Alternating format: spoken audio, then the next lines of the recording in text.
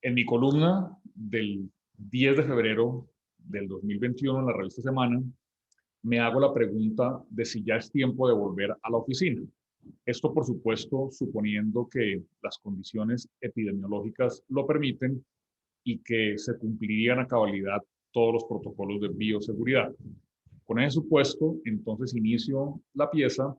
haciendo referencia a un artículo reciente publicado en la revista Forbes, en donde citan un estudio también reciente hecho en Estados Unidos, en una muestra de su fuerza laboral,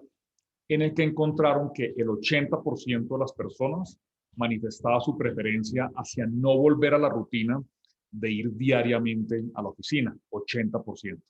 Y de esas personas,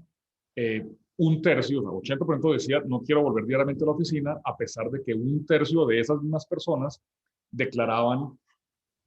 que era una gran inconveniencia y que era un obstáculo para su trabajo el hecho de sentirse aislados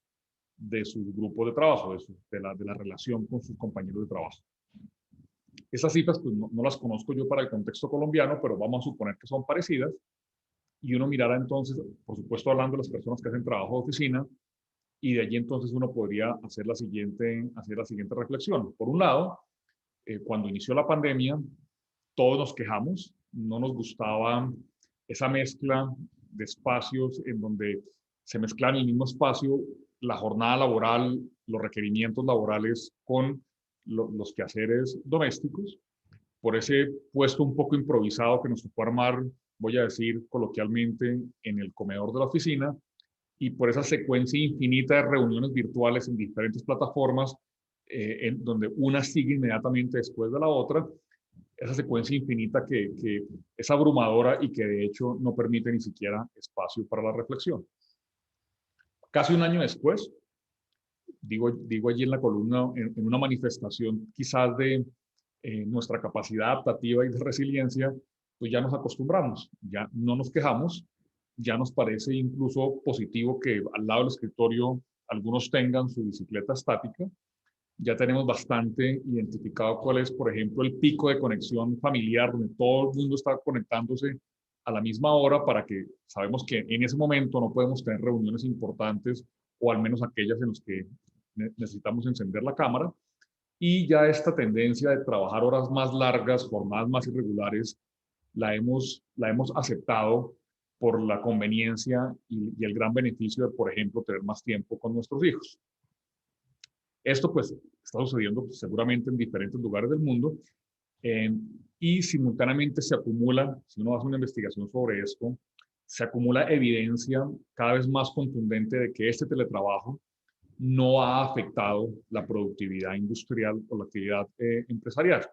En algunos sectores hay evidencia que no se han afectado en su productividad, no obstante este paso un poco improvisado al teletrabajo por las condiciones de la pandemia. Entonces, al menos no en el corto plazo, no parece que esto haya sido, digamos, negativo para la productividad. Al mismo tiempo, también se multiplican las voces. Uno, cuando hace una revisión de estos temas, la mayoría de las piezas y columnas que encuentra son a favor del teletrabajo. Incluso hay voces, voy a decir, muy críticas y muy fuertes, queriendo decir que si un directivo corporativo, si un jefe quiere volver a la oficina presencial, incluso se consideraría alguien, voy a decir, obsoleto. Y tampoco faltan las personas que insisten en que todas estas nuevas tecnologías y la adopción tan rápida de las tecnologías de información y comunicación, pues eso también es una oportunidad y una herramienta poderosísima no solamente de colaboración, sino de acceso al conocimiento universal. Pasado entonces un año de encierros y de restricciones, digo, este teletrabajo parece haber llegado para quedarse. Los empleados pues nos acostumbramos, ya nos gustan las reuniones en pijama o en sudadera, y los empleadores también ya hacen cuentas de cómo esto permite reducir costos de operación, reducir, por ejemplo, el tamaño de la infraestructura y todos los costos que vienen con la operación de una oficina muy grande. El mismo Bill Gates hace poco hizo un pronóstico en el que decía que a nivel mundial posiblemente muy rápidamente se iba a dar una reducción de al menos el 30% en las horas dedicadas a trabajo de oficina. Entonces, ya para ir terminando, digo yo entonces que no obstante esta avasalladora tendencia, es clarísima la tendencia y la evidencia que hay por todas partes, yo en la columna quiero hacer un llamado a que quizás es prudente tener un balance de los costos y beneficios de este trabajo en casa, por lo menos que lo pensemos y nos preocupemos por ellos. Esto claramente no viene gratis. Esto, pues, no solamente por la necesidad, por ejemplo, de tener realmente un espacio adecuado y correctamente adaptado para la necesidad de trabajo en casa, sin contar ya pues la compleja evidencia que cada vez también parece más contundente de cómo el trabajo en casa ha ido en contra de la igualdad de género. Y también, y ese es el principal punto final de la pieza, es el sacrificio que esto ha tenido en términos de la diversidad en nuestras interacciones humanas. Los seres humanos, digo, aprendemos a vivir en sociedad mediante las interacciones con los demás, mediante el trámite y la gestión del conflicto. Así es como crecemos, así es como incluso generamos nuestras mayores contribuciones y nuestras más importantes creaciones. Las organizaciones más productivas, o también hay mucha documentación sobre esto, suelen propender por esos ecosistemas de innovación, de alimentar sueños, de retar permanentemente a sus empleados o a sus afiliados, y en esa búsqueda realmente no hay reemplazo para la interacción entre pares. Eso no lo podemos sacrificar o no deberíamos sacrificarlo, o al menos no tan fácilmente, sacarlo tan fácilmente de nuestras vidas.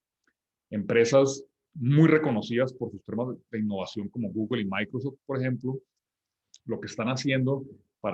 preparándose para esta etapa post-pandemia es hacer una serie de pilotos, de ensayos, están preparando los pilotos de los ensayos para, dijéramos, que las personas tengan un trabajo flexible, híbrido, de casa a oficina,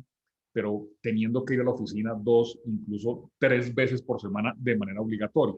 Entonces, esa es quizás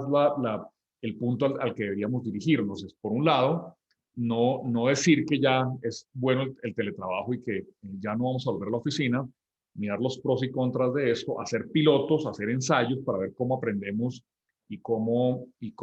lo hacemos realmente de manera correcta, y tal vez